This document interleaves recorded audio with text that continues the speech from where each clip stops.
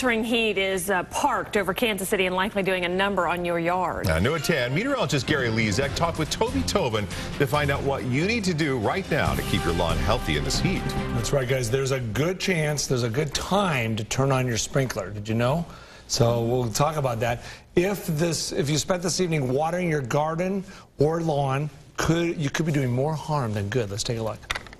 Whether you water every day or every few days, Kansas City's garden guru Toby Tobin says your lawn needs up to around 2 inches of water each week in this heat. Lawns are going to do one of two things. You're either going to have to water every few days to keep them green, and the homeowner here waters every other day. With bluegrass, you're going to have to water every other day, every 2 to 3 days. On fescue, every 3 to 4 days, and we're talking 3/4 of an inch each time that you water. You need 1.5 inches now to 2 inches. The best way to measure that is to purchase a rain gauge. If a sky-high water bill scares you more than not having a green lawn, Toby says you can cut back on watering, but only if your lawn is well established. And you have two choices. You can not water an established lawn and let it go dormant.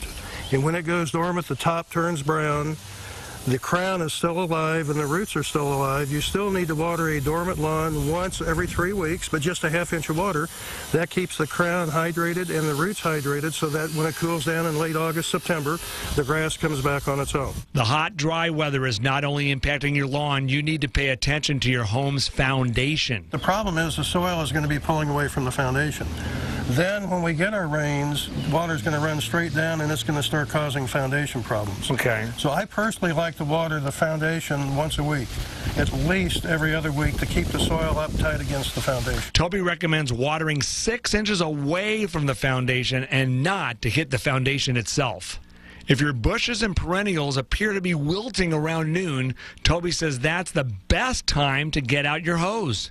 The old wives' tale that watering during the middle part of the day can burn plants is an old wives' tale. Really? And the plants appreciated being watered now and being cooled down.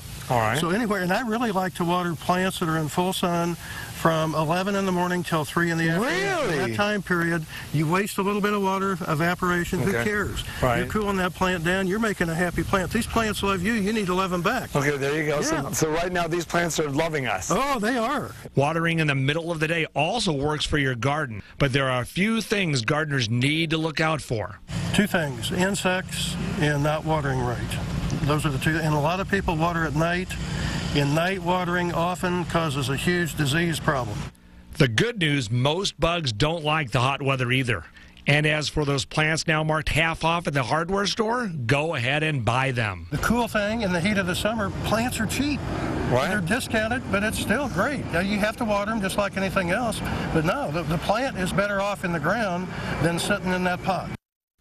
Now, we mentioned letting your lawn go dormant. There's 2 advantages to doing this. You won't have to mow, and your yard will be disease-free. Toby says he lets his backyard go dormant, but he keeps his front yard watered and green for curb appeal. Amazing, Toby.